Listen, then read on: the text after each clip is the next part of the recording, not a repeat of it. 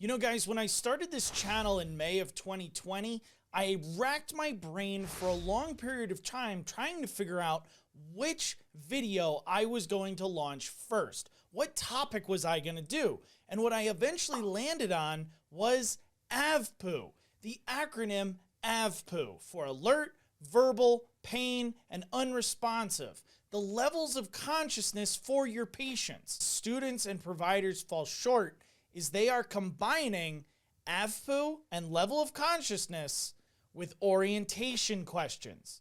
And that's just not the case. So in today's video, I want to break down AVPU again in a simpler, more direct fashion than even I did 3 years ago. So let's get started.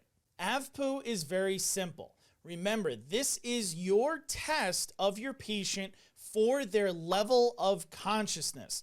This has nothing, zero, zilch, nada, absolutely nothing to do with orientation or anything else other than their level of consciousness, their LOC. This is straightforward.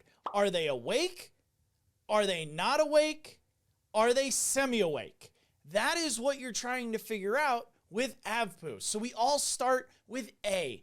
A is for alert. These are going to be your awake patients. A, alert, A, awake, right? These are going to be your awake patients, and they're going to see you track around the room. They're going to be looking. Their eyes are going to be blinking. They're going to be interacting with you, right? They could be confused, but we don't care because that's orientation. These patients are alert. They're awake. They're interacting with their environment. They can be labeled an A for alert. Now, when these patients start to deteriorate, right, and they're not so, interactive with their environment, and these are the guys that might have their eyes closed, right?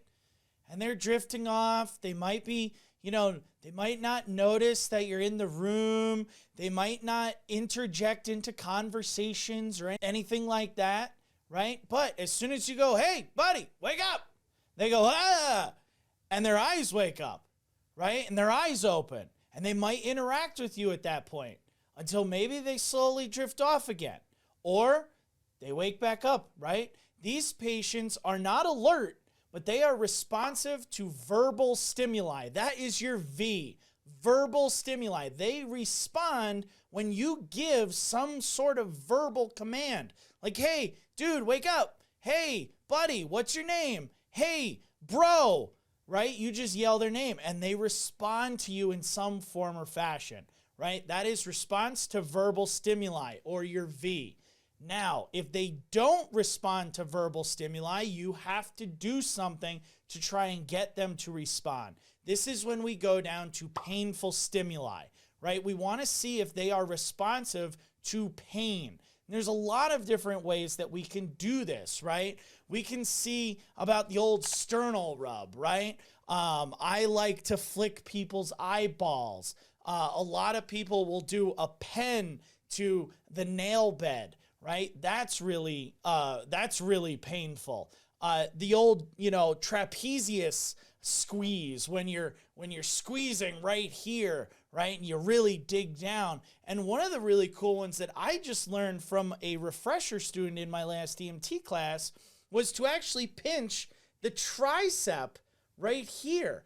And he did it and I was like, oh my God, I've never seen that. And he did it to me and I was like, holy crap, that really hurts, right? So we're looking, when we do these painful stimuli, when we're actively causing pain, we are looking for a response. Do they wake up? Do they groan? Do they moan? Do they move their arm? Right? Or wherever that, painful stimuli is located. That would be a painful response. So that's a good thing. That would mean that they are responsive to a painful stimuli.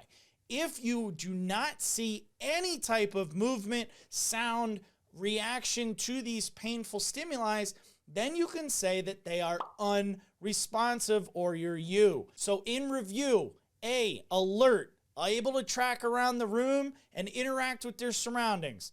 V, verbal stimuli. They respond when you bark at them, when you yell at them, when you talk to them.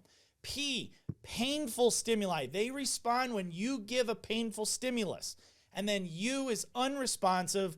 they don't do nothing for nothing. I hope this clears it up, guys. Remember, the biggest thing is orientation.